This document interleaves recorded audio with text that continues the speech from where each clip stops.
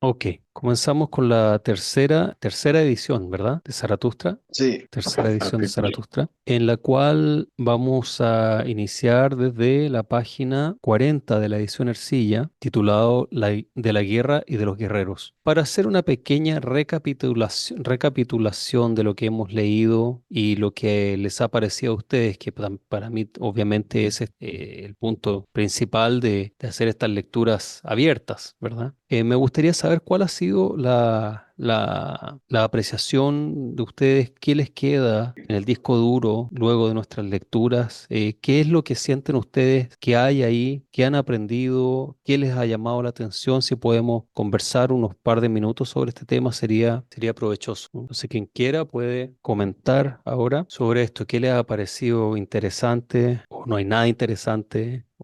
Su opinión es importante para mí, saber cómo están digiriendo todo esto. No, yo encuentro que Radoshi. encuentro que es súper interesante la visión de él, lo que él está diciendo sobre el hombre, sobre el superhombre. No, es súper interesante. Ujú. Esa parte cuando dice, si yo creyera en Dios, creería en un Dios que baila. Y él sin saber nada de la filosofía de la India, nada, y como que llega a esas conclusiones, es súper interesante. Es decir, igual ahí con su inteligencia logra llegar a ciertos conocimientos sin él haber tenido acceso a ningún libro védico ni nada. Entonces, como súper, Mm. súper interesante. Sí, es justamente lo que yo pienso frente al texto. Es como a través de la inteligencia, simplemente a través de la inteligencia, estas personas o estos filósofos, este filósofo en específico, Friedrich Nietzsche, puede llegar a tocar en cierta forma ciertos tattvas, cierta verdad. Es lo que más me parece interesante. Ahora, hay que poner también en contexto, como siempre digo, los escritos y los escritores. Y el contexto de Nietzsche es que era un tiempo de filosofía brava en toda Europa y los países cercanos, como Rusia, de escritores de filosofía, de idealismo. Y frente a eso, también obviamente como había un gusto por el conocimiento, yo creo que el tiempo de Nietzsche, principio de 1900, fue la última era en la humanidad donde había un deseo por conocimiento y había apreciación por aquellos que tienen sabiduría. Eso es algo que se ha extinguido hoy en día, pero en esos tiempos todavía existía. Y Nietzsche era, bueno, respetado por este tema, pero en su tiempo y espacio, tal como vemos en la historia y en los escritos en el Siddhartha de Hermann Hesse, vemos que ahí hay influencia de la colonia inglesa, que los ingleses que viajan a Oriente, a India, y vuelven con ciertos conocimientos que antes no estaban disponibles. Entonces, hubieron en ese tiempo y espacio órdenes esotéricas que viajaban a India y al Tíbet. Viajaban a India y al Tíbet a descubrir y buscar información. De hecho, muchos de ustedes habrán visto o sabrán de una película maravillosa cuyo actor principal es Brad Pitt. Se llama Siete años en el Tíbet.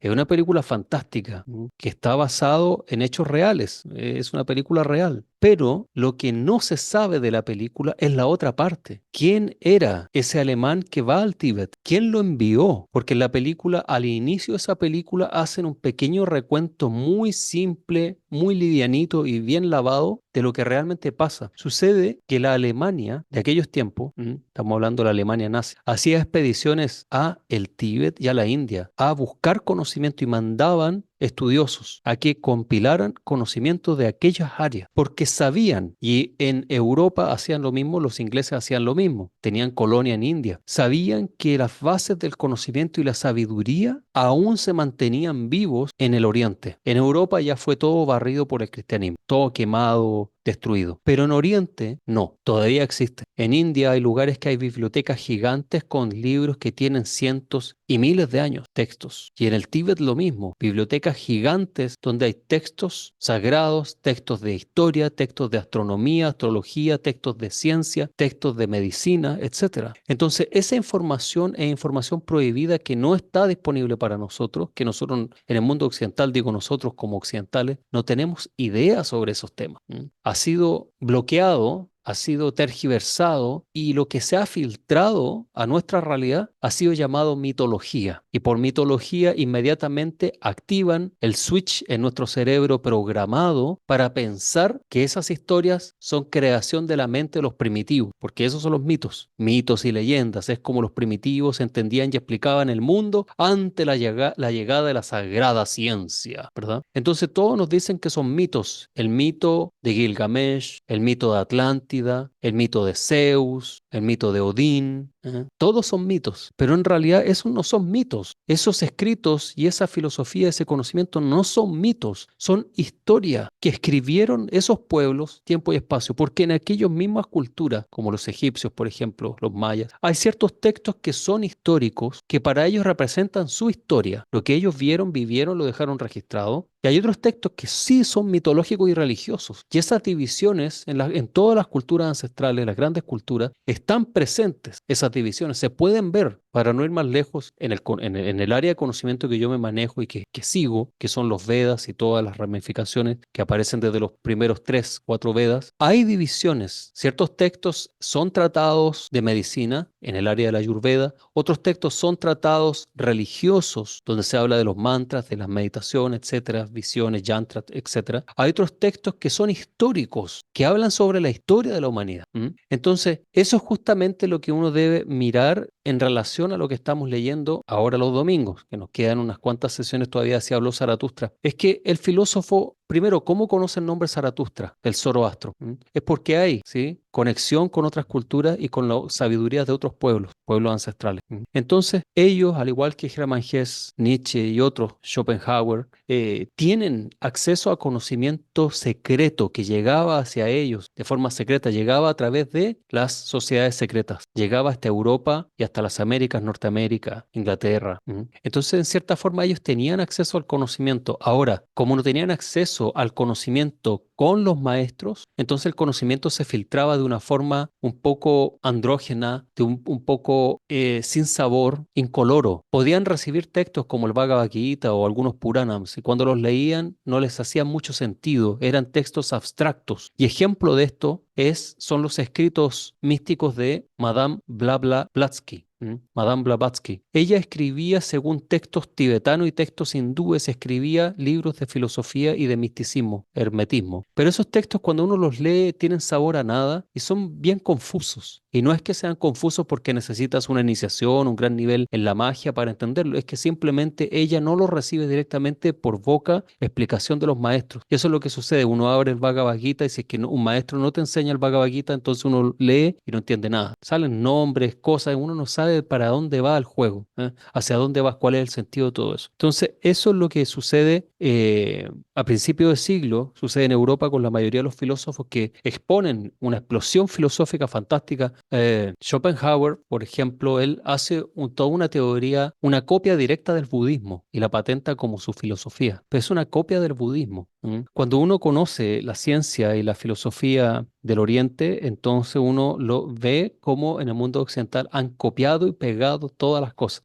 Ustedes saben, cuando la ciencia habla del Big Bang, en los Vedas se conoce, el Mahavishnu. Big Crunch es el danza de Shiva de la destrucción universal. Y todo vuelve aquí al Mahavishnu original, al punto de origen. Es el Big Bang y Big Crunch de la ciencia, la física cuántica. Eso no lo descubrieron ellos, seguramente nunca lo han descubierto. Pero algún científico encontró estos textos, leyó y encontró todo el sentido y dijo, tengo que patentar algo así porque tarde o temprano lo van a descubrir, porque la verdad es verdad y no puede ser cubierta para siempre. Bueno, vamos a la sesión entonces, página 40 de la guerra y los guerreros. No queremos ser perdonados de nuestros peores enemigos, ni tampoco de aquellos a quienes amamos entrañablemente. Por eso dejadme que os diga la verdad, hermanos míos en la guerra. Yo os amo con todo el corazón y soy semejante a vosotros, pero soy también vuestro mayor enemigo. Así pues, dejadme que os diga la verdad. No ignoro el odio y la envidia que agitan vuestros corazones. No sois bastante grandes para desconocer el odio y la envidia. Sed bastante grandes para no avergonzaros de ello. Y si no podéis ser santos del conocimiento, sed por lo menos sus combatientes. Estos son los compañeros y precursores de tal santidad. Yo veo muchos soldados, ojalá pudiera haber muchos guerreros, uniforme se llama lo que vestís. que no sea uniforme también lo que encubrís. Debéis ser aquellos cuyos ojos buscan constantemente un enemigo, su enemigo. Y en algunos se ve el odio a la primera mirada. Debéis buscar vuestro enemigo, debéis hacer vuestra guerra, debéis compartir por vuestras ideas, y cuando vuestras ideas sucumban, que vuestra lealtad venza. Debéis querer la paz como medio para nuevas guerras, y una paz corta más bien que una paz larga. No os aconsejo el trabajo, sino la guerra. No os aconsejo la paz, sino la victoria. Que vuestro trabajo sea una guerra, que vuestra paz sea una victoria. Solo se puede callar y reposar cuando se tiene una flecha y un arco. De lo contrario, no se hace más que charlar y disputar. Que vuestra paz sea una victoria. ¿No decís que una buena causa santifica la guerra? Pues yo os digo que es la guerra, una buena guerra, la que santifica la causa. La guerra y el valor han hecho cosas más grandes que el amor al prójimo, y ha sido vuestra compasión, y no ha sido vuestra compasión, sino vuestra valentía lo que ha salvado a los que déjame ver la palabra, perielitaban. ¿Qué es el bien? Preguntáis. El bien es ser valiente. Dejad a las señoritas que digan, el bien es lo que encanta y conmueve al mismo tiempo. Se os llama hombres sin corazón, pero vuestro corazón es leal, y yo amo el pudor de vuestra cordialidad. Vosotros os avergonzáis de vuestro flujo, y otros se avergüenzan de su reflujo.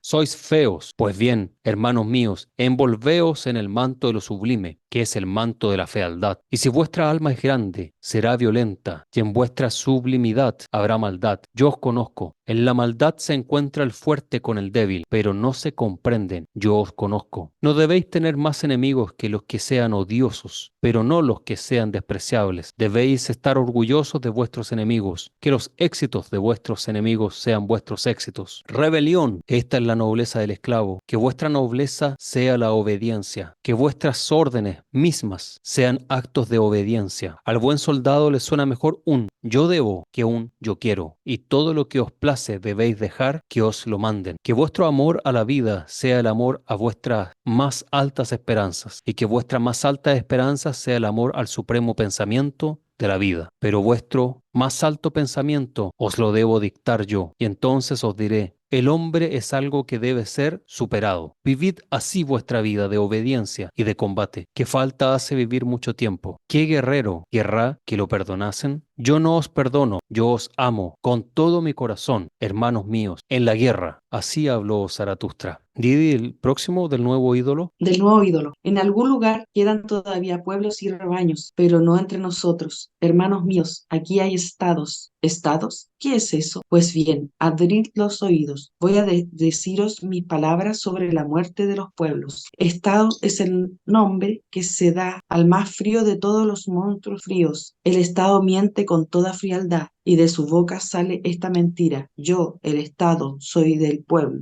¡Qué gran mentira! Creadores fueron quienes crearon los pueblos por la fe y el amor. Así sirvieron a la vida. Aniquiladores son quienes ponen trampas a la multitud y dominan Estado a tal obra. Suspenden sobre los hombres una espada y 100 apetitos. Donde todavía existe pueblo, este no entiende al Estado y lo odio, considerándolo como un mal de ojo, como un crimen contra las costumbres y los derechos. Yo os hago esa advertencia. Cada pueblo habla su propia lengua, del bien y del mal. Su vecino no lo entiende. Cada pueblo se ha inventado su lenguaje en costumbres y derechos. Mas el Estado miente en todas las lenguas del bien y del mal. Cuando dice es mentira, cuanto tiene es porque lo ha robado. Todo en él es falso. Con dientes robados muerde ese mordedor. Hasta sus entrañas son falsas.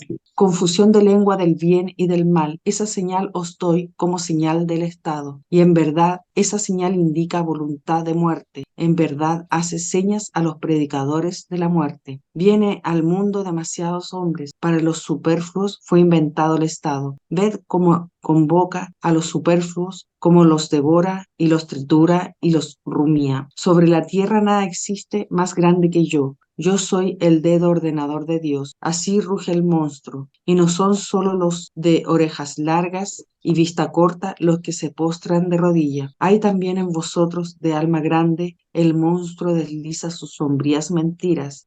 Él adivina cuáles son los corazones generosos y ansiosos de prodigiarse. Así también os adivina a vosotros, los vendedores del viejo Dios. Salisteis del combate fatigados y vuestra fatiga redunda ahora en provecho del nuevo ídolo. El nuevo ídolo quiere rodearse de héroes y hombres de honor. Ese frío monstruo se complace en calentarse el sol de las buenas conciencias. Si vosotros le adoráis, el nuevo ídolo os lo concederá todo a vosotros. Por ello compra el brillo de vuestra virtud y la mirada de vuestros ojos orgullosos. Quiere que le sirváis de cebo para atraer a los superfluos. Si una infernal artimaña ha sido aquí inventada, un corcel de muerte enjaezado con el tintineante adorno de honores divinos. Aquí ha sido inventada para muchos una muerte que se aprecia de ser vida, en realidad un servicio íntimo para todos los predicadores de la muerte, una servidumbre a la medida del deseo de todos los predicadores de la muerte. Estado llamo yo al lugar donde todos, buenos y malos, son bebedores de veneno. Estado al lugar donde todos, buenos y malos, aseguran su predicción. Estado al lugar donde se llama la vida, al lento suicidarse de todos. Contemplad a esos superfluos, roban para sí las obras de los inventores y los tesoros de los sabios, y llaman cultura a sus latrocinios, y todo se vuelve para ellos enfermedades y reveses. Contemplad a los superfluos, siempre están enfermos, dan salida libre a su bilis y la llaman periódico. Unos a otros se devoran y ni siquiera pueden digerirse. Contemplad a esos superfluos, adquieren riquezas y con ello resultan más pobres. Quieren poder y en primer lugar la palanqueta del poder, mucho dinero. Esos insolventes, contemplad cómo trepan esos ágiles simios. Trepan unos por encima de otros, arrastrándose así al cieno y a la profundidad. Todos quieren llegar al trono. Su locura consiste en crecer en la felicidad, radica en el trono, y con frecuencia el fango se asienta en el trono, y también el trono se asienta en el fango. Dementes son para mí todos ellos, y atolondrados simios trepadores. Su ídolo, ese monstruo helado, me duele mal, todo me huele mal, esos servidores del ídolo. Hermanos míos, ¿es que queréis ahogaros en el aliento de sus hocicos y sus concupiscencias? Mejor haríais rompiendo la ventana y saltando al aire libre. Huid del mal olor, alejaos de las ciegas idolatrías de los superfluos, huid del mal olor, alejaos del humo de esos sacrificios humanos. Aún está la tierra a disposición de las almas grandes. Todavía quedan muchos puestos vacantes para eremitas, solitarios o en pareja, puestos saturados del perfume de mares silenciosos. Todavía queda abierta ante las almas grandes la posibilidad de una vida libre. En verdad, quien menos posee, tanto menos es poseído. Alabad sea la pequeña pobreza. Donde el Estado acaba, allí comienza el hombre que no es superfluo. Allí comienza la canción de quienes son necesarios, la melodía única e insustituible. Allí donde el Estado acaba, vedlo, hermanos míos. ¿No veis el arco iris y los puentes hacia el superhombre? Así habló Zaratustra. Oh, wow. Potente. Sí. Aquí uno puede analizar diferentes líneas, párrafos. Básicamente, cuando yo veo este tema de la guerra, lo que se viene a mi mente de forma personal es la guerra interna, es el trabajo interno. Zaratustra dice en un momento que no hay que quedarse en paz, muy tranquilo por mucho tiempo. El descanso tiene que ser corto. ¿Por qué? Porque cuando uno está en la comodidad, entonces es cuando la mente y Prakriti comienza a atacar. Cuando uno está cómodo y cada vez se hace más cómodo, es más difícil moverse, más difícil hacer las cosas y más difícil avanzar. Pero cuando uno actúa, ¿sí? Y no le da tiempo a la ilusión que comienza a entrar y comienza a hacer sus juegos mentales, entonces uno lo puede controlar.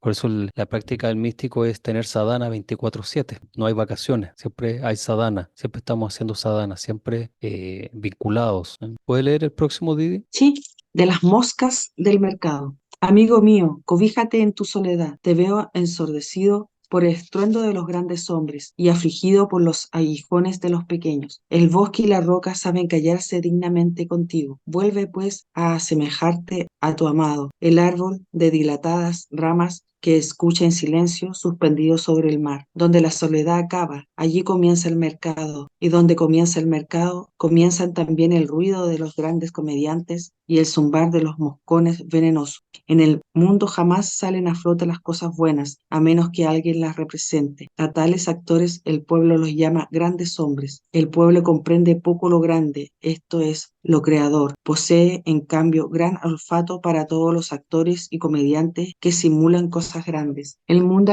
mundo gira en derredor de los inventores de nuevos valores, gira de una manera invisible, pero el pueblo y la fama giran en derredor de los grandes comediantes. Así marcha el mundo. El comediante tiene espíritu, pero poca conciencia del espíritu. Cree siempre en aquello que mejor le permite llevar a los otros a creer en él. Mañana tendrá una nueva fe y pasado mañana otra nueva. Al igual que el pueblo, el comediante tiene sentidos rápidos y presentimientos mudables. Derribar a eso llama demostrar, enloquecer a la gente, a eso llama convencer, y la sangre es para él el mejor de los argumentos. A las verdades introducidas solo en oídos delicados la llama mentira y nada. En verdad no cree sino los dioses que arman gran ruido sobre el mundo. Rebosante de bufones solemnes está el mercado, y el pueblo entre tanto ve vanagloria de sus grandes hombres. Estos son para él los señores del mundo, pero el momento los apremia y así ellos te apremian a ti. Quieren de ti un sí o un no. Desgraciado de ti, si intentas situar tu silla entre un pro y un contra. Oh, amante de la verdad, no envidiéis jamás a esos espíritus acuciantes e incondicionales. La verdad nunca se colgó del brazo de un incondicional. Vuelve a tu refugio y aíslate de la gente atropellada. Solamente en el mercado le asaltan a unos con un sí o un no. Todos los pozos profundos son lentos en su experiencia. Necesitan mucho tiempo para saber qué fue lo que cayó en su fondo. Todos los grandes se apartan del mercado y de la fama. Apartados han vivido sin excepción los inventores de nuevos valores. Amigo mío, escapa a tu soledad. Te veo acribillado por moscones venenosos. Huyas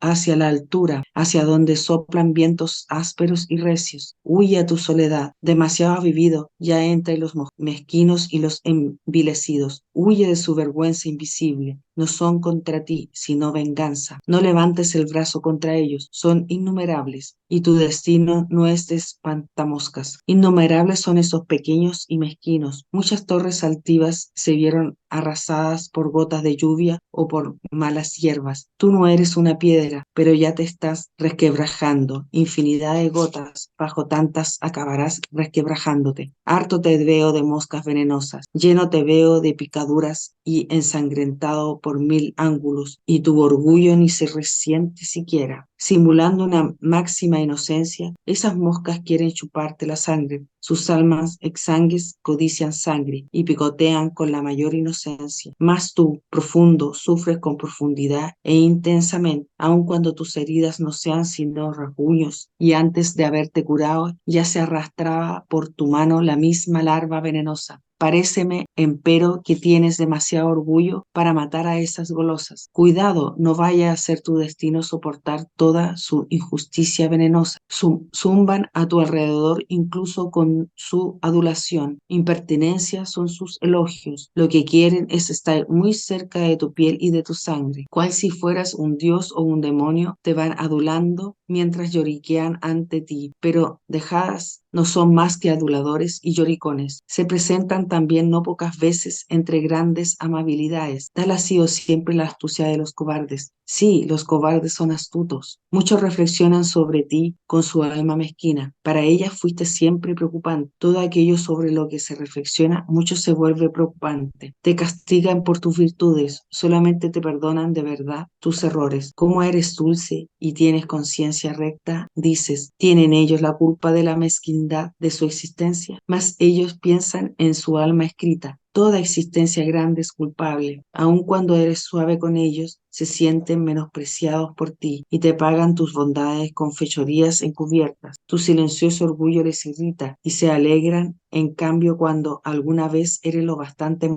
modesto para ser vanidoso. ¿Cuánto reconocemos en algún hombre eso mismo? Lo hacemos arder en él. Guárdate, pues, de los mezquinos. En tu presencia se sienten pequeños. y su pequeñez arde y se pone al rojo en contra tuya, con sed de venganza secreta. ¿No has notado cómo enmudecían cuando ellos te acercabas y cómo le abandonaba su fuerza cual el humo de una hoguera que se extingue? Sí, amigo mío.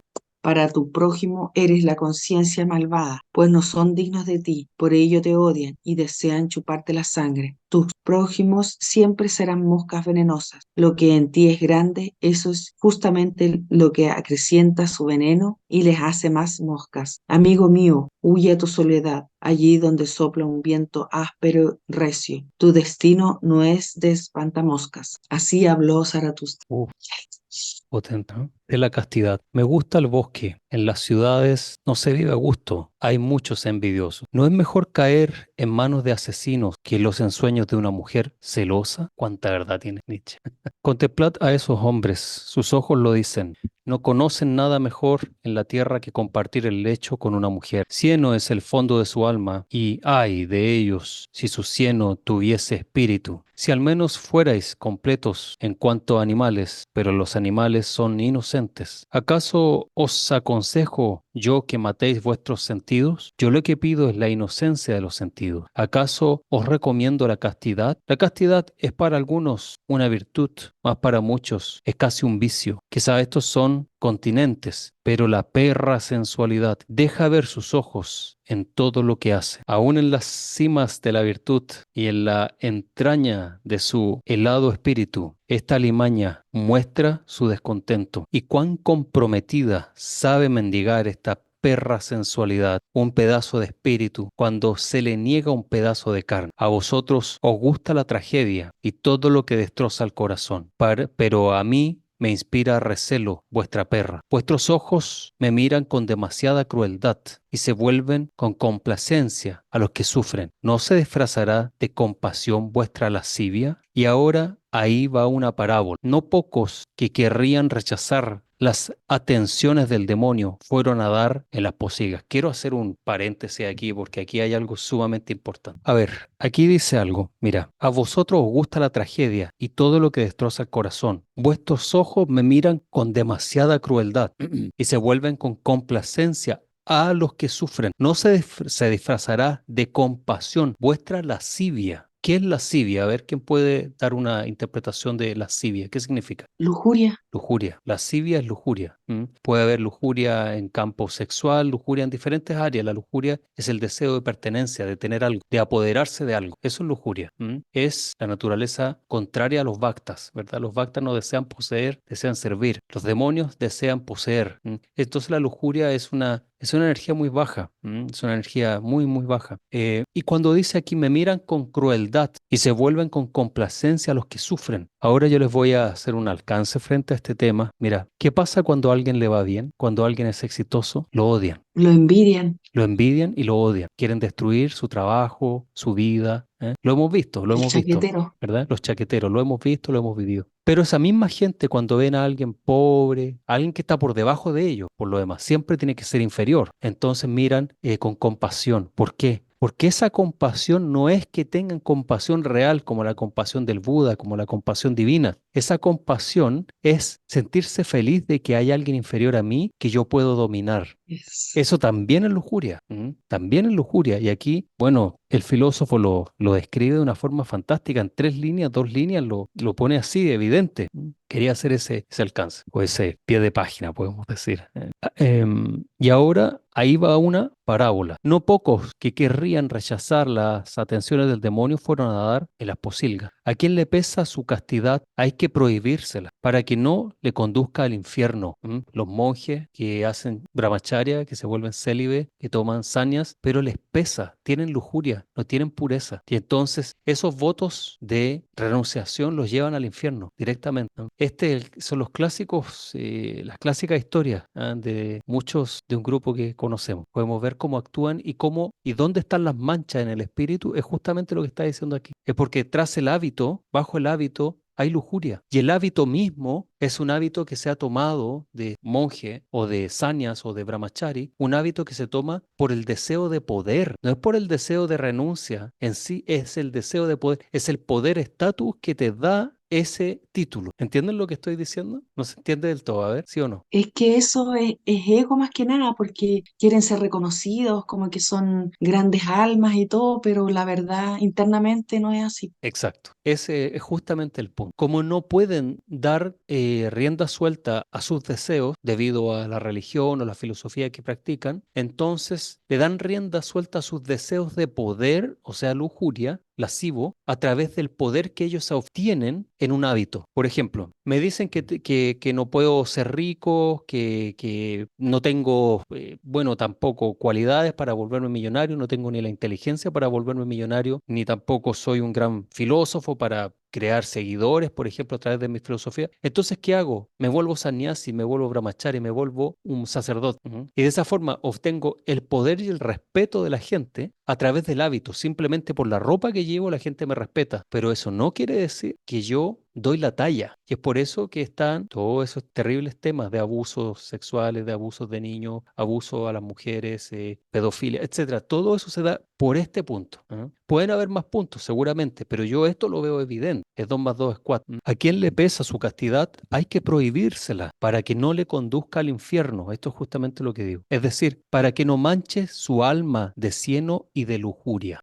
Porque ¿qué se logra? Krishna dice en el Gita, ¿qué se logra con la supresión? Nada. Diréis que os hablo de cosas sucias, pero no me parecen estas las más sucias. El que busca el reconocimiento no retrocede ante el agua sucia, sino ante el agua turbia. Verdaderamente hay castos en el fondo de su alma. Son más dulces de corazón que vosotros y ríen más y mejor que vosotros. Estos ríen de la castidad y preguntan, ¿qué es la castidad? La castidad no es una locura, pero esta locura viene a nosotros y nosotros no vamos a ella. Ofrezcamos a estos huéspedes hospitalidad y amor. Ahora vive entre nosotros. Que viva todo el tiempo que quiera. Así habló Zaratustra del amigo, página 47. Uno es siempre demasiado para mí. Así discurre el solitario. Uno acaba siempre por ser dos, yo y mí. Dialogan con demasiada asiduidad. ¿Cómo podría soportarse esta conversación si no hubiera un amigo? Para el solitario, un amigo es siempre un tercero. El tercero es el corcho que impide que el diálogo se vaya a fondo.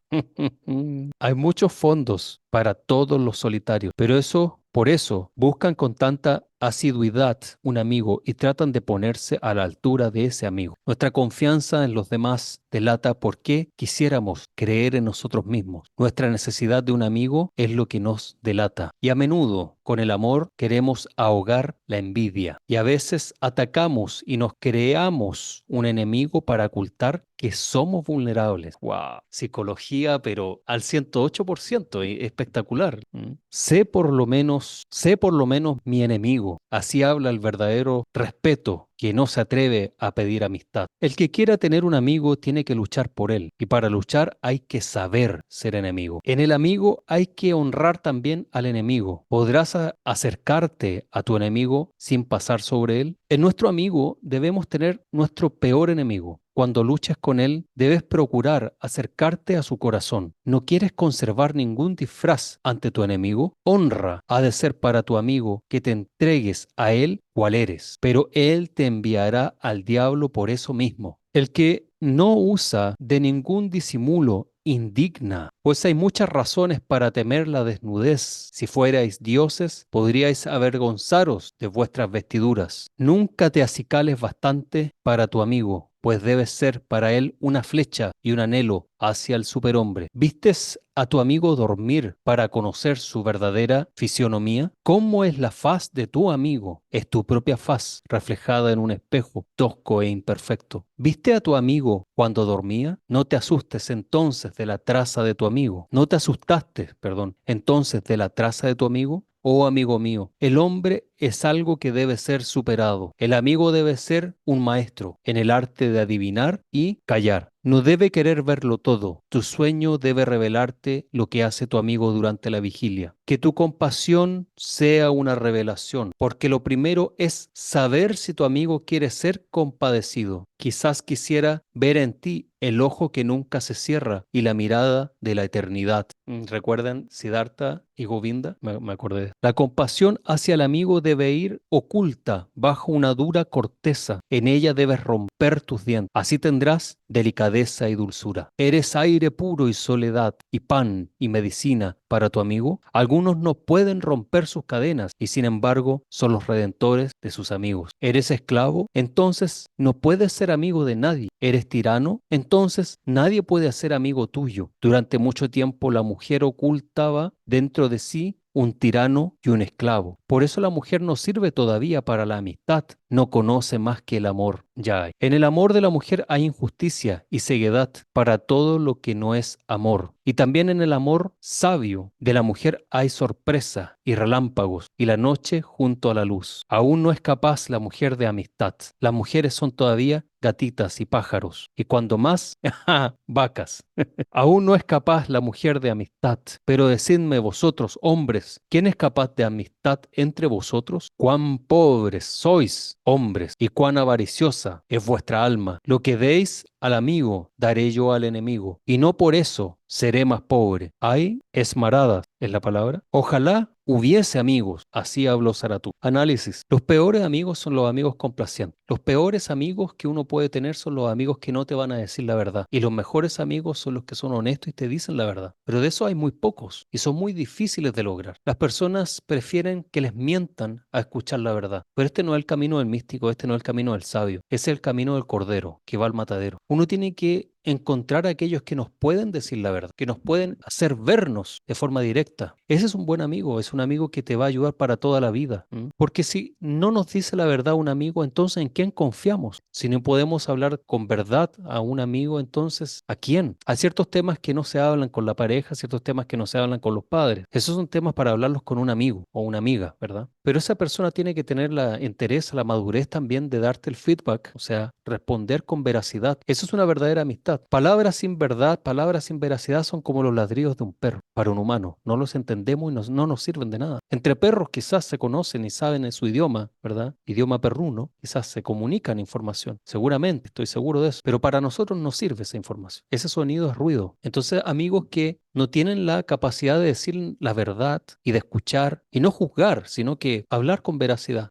Esos son verdaderos amigos. Pero ¿dónde encontramos esos amigos? Si es que encontramos uno, entonces eso es bendición. Maestros que no le dicen la verdad a sus discípulos, a sus estudiantes, esos son enemigos, no son amigos. Maestros que no ayudan, que no dicen la verdad. ¿Para qué? Para no perder seguidores. Esos son enemigos del desarrollo espiritual. Que disfrazan la verdad, que tergiversan las cosas. Personas que tergiversan la verdad para no perder tu amistad. ¿Qué clase de amigo es? ¿O qué clase de maestro puede ser? Aquel que juega con tu confianza y con tu percepción del mundo. De los 1001 propósitos, Zaratustra vio muchos países y muchos pueblos y en ellos descubrió muchas cosas buenas y malas. Zaratustra no encontró poder alguno sobre la tierra superior al bien y al mal. Ningún pueblo hubiera podido vivir si antes no hubiera fijado valores y si quería conservarse tenía que valorar de otro modo que el vecino. Muchas cosas que a un pueblo le parecían buenas eran para otro vergonzosas y malas. Eso fue lo que vi. Aquí hay muchas cosas que se llaman malas que en otros pueblos he visto honradas con la púrpura. Nunca comprenderá un vecino al otro. El alma de éste siempre se asombró de la locura y la maldad de aquel. Sobre cada pueblo pende una tabla de bienes. En la tabla de lo que ha vencido. Es la voz de su voluntad de dominio. Es loable. Para ello, lo que le parece difícil, lo que es insustituible, insustituible y difícil, lo llaman santo. Lo que les da la victoria, el poder y el esplendor, lo que excita la envidia y el odio de sus vecinos, es para ellos lo sumo, lo que da la medida y el sentido de las cosas. En verdad, hermano mío, si conoces las necesidades de un pueblo, su país, su clima y su vecino, conocerás la ley de sus reivindicaciones y por qué sube tal escalera hasta su esperanza. Procura ser siempre el primero y adelantar a los demás. Tu alma celosa no debe amar a nadie, aunque sea tu amigo. Esto hacía vibrar el alma de un griego. Así seguía el camino de su grandeza. Decir la verdad y manejar diestramente el arco y la flecha. Esto es lo que parecía amable y difícil a este pueblo. ¿De dónde proviene mi nombre, el nombre que para mí es amado y difícil? Guardad fidelidad y dad por ella el honor y la sangre, aun en las cosas peligrosas. Con esta máxima se disciplinó a otro pueblo y con tal disciplina se preñó de grandes esperanzas. En verdad, los hombres crearon ellos mismos el bien y el mal. En verdad, no les cayeron del cielo. Los valores los puso el hombre en las cosas para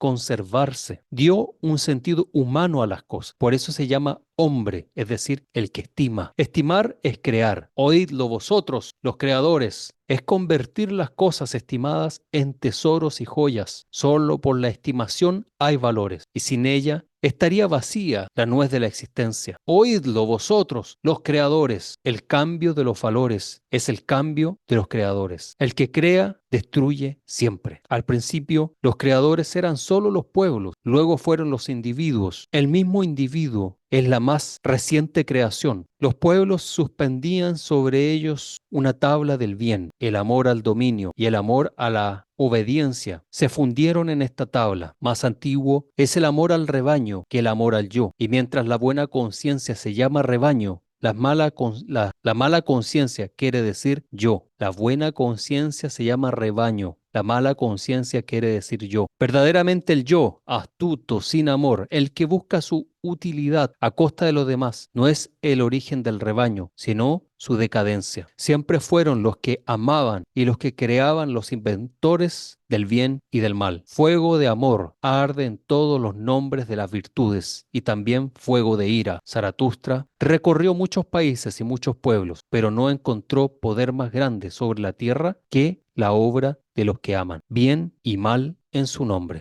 Verdaderamente es monstruoso el poder de estas alabanzas y de estas censuras. Decidme, hermanos míos, ¿quién domeñará a este monstruo? ¿Quién encadenará las 1000 nucas de esta bestia? Ha habido miles de fines hasta hoy, porque ha habido miles de pueblos. Solo falta la cadena de las 1000 nucas. Solo falta este único propósito. La humanidad carece aún de fin, pero decidme, hermanos, si a la humanidad le falta el fin, ¿no se falta la humanidad a sí misma? Así habló Zaratustra. Muy bien. Muchas cosas que a un pueblo le parecían buenas eran para otro vergonzosas y malas. Interesante línea porque esto nos muestra cómo cada cultura tiene su propia creencia, su propia filosofía, religión, digamos, y que pueden estar en oposición de las demás, ¿verdad? Por ejemplo, todas las religiones del mundo hacen invasiones y evangelización, pero los hindúes nunca hicieron eso. Qué interesante detalle. Los hindúes no están interesados en hacer más hindúes, pero los cristianos, los musulmanes sí. Hay una diferencia sustancial entre las culturas. Y obviamente la cultura que nos ha tocado a nosotros por herencia es una cultura karmática. No quiere decir que tenemos que aceptarlo.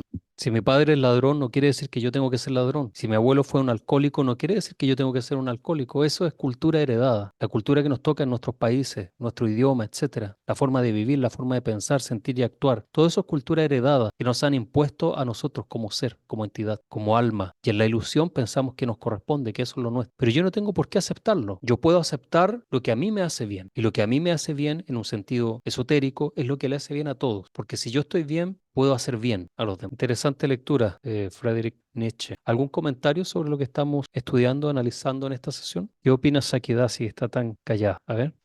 Realmente yo estoy alucinada ahora con el libro porque yo tenía mis prejuicios de adolescente Ajá. cuando vi este libro, que no me gustaba mucho, lo encontré pesimista, aparte que un grupo de amigos lo leí y se creían el superhombre, entonces yo dije, oh, me cae mal este escritor.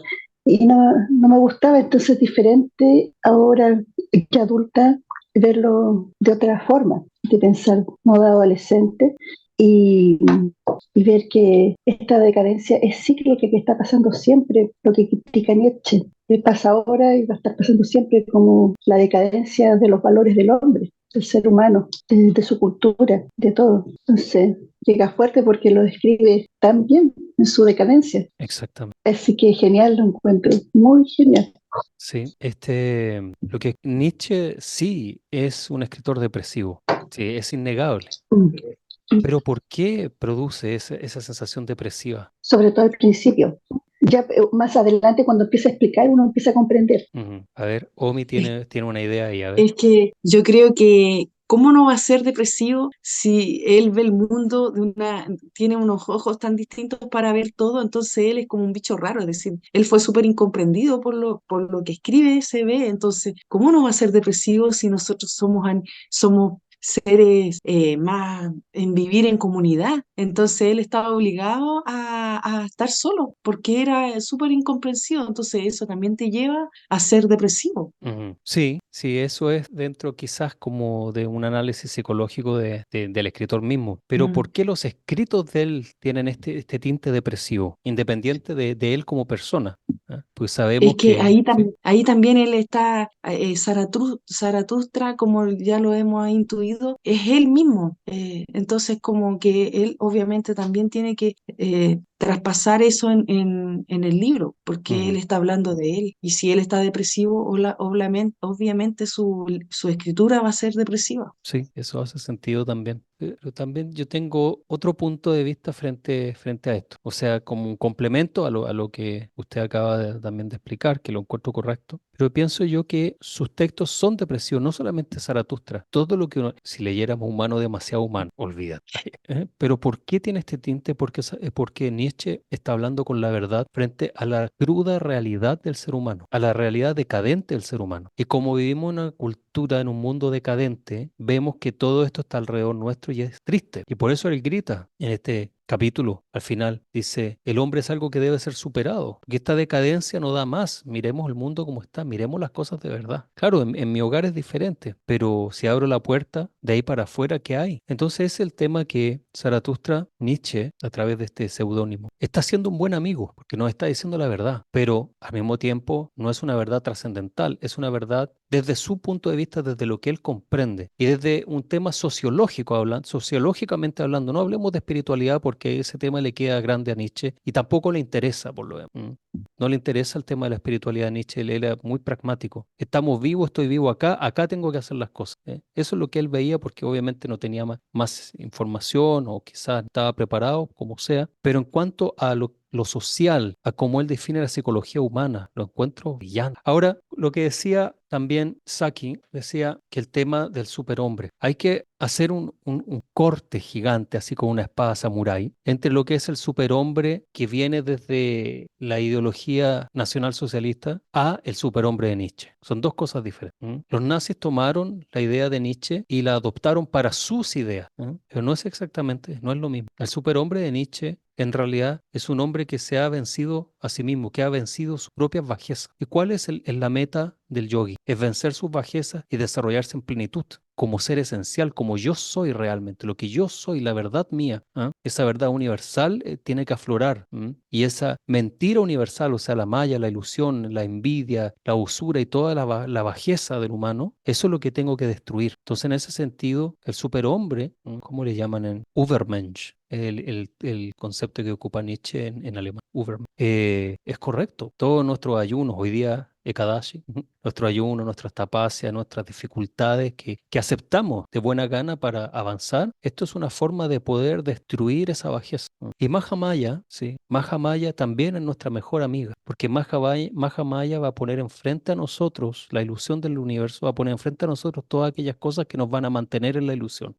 Entonces, en mi humilde opinión, pienso que los conceptos de Nietzsche son correctos, en su mayoría cuando habla en términos sociales, sociológicos y psicológicos, son correctos. Pero en el tema espiritual se queda corto porque no es su área, no es su área de análisis. Entonces, ahí ya no hay que prestar mucha atención. Pero en términos bueno, de lo ya nombrado, creo que es correcto, correcto. Vienen otros versos que son, pero tremendos en este libro, vienen más adelante también. El hombre, la compasión ha mantenido todo lo que debe haber perecido. Es una de las líneas más brutales que he leído de él. Y claro, es esos matrimonios tóxicos, por ejemplo, o esas parejas tóxicas.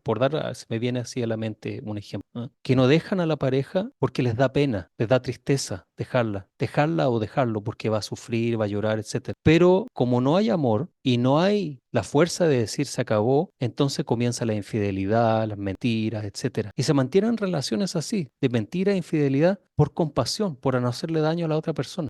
Por compasión se le perdona la vida a un pedófilo, a un violador, a un asesino, y después salen y hacen exactamente lo mismo, porque tienen una configuración mental que los lleva a actuar de esa forma siempre. En este caso, los Vedas, el Manu Samhita, el texto de códigos éticos védico, habla muy claro. Un asesino tiene que ponerse bajo tierra. Violador y todo esto, hay que ponerlos bajo tierra. No hay una forma en que tú puedas recuperar esa mente, salvo obviamente que esa persona tenga un deseo profundo y tenga que, para tener que hacer un trabajo, pero que es galáctico, pero se puede hacer. Pero si esa persona no tiene en su propio corazón, en su propia conciencia, querer dejar esas prácticas monstruosas, entonces tú no lo vas a poder cambiar simplemente por ponerlo 5 años, 10 años en la cárcel o algo así. No lo vas a cambiar porque no tiene el deseo interno de cambiar. ¿Verdad? Entonces eso es lo que Nietzsche está explicando con este libro y lo encuentro, bueno, correcto en la mayoría de sus ideas. Y cuando habla sobre el espíritu y las ideas supremas y esto y que lo pone, lo aterriza y dice que son verdaderamente son formas en cierta forma de ocultar la lujuria, ¿verdad? Cuando daba los ejemplos de los monjes, etcétera. Hay que también ponerlo en contexto porque él está atacando directamente ahí la institución de la iglesia. Nietzsche escribe un libro, El Anticristo. Estaba totalmente en contra de esta institución y yo creo que de todas las instituciones, ¿no? En sí. Entonces, claro, ese es el contexto. Ahora, si Nietzsche hubiera conocido al Buda, si Nietzsche hubiera conocido la filosofía real, mística, del misticismo, seguramente tendría una idea diferente, pero a nivel religioso era lo que estaba cerca de él y era lo que afectaba a la gente, entonces él atacaba de forma directa a todo esto. Interesante personaje, peleó toda la vida a través de textos y cuando lo criticaban o criticaban su trabajo escribía otro libro y así dio la batalla toda la vida hasta el final de sus días, donde muere de una forma muy triste.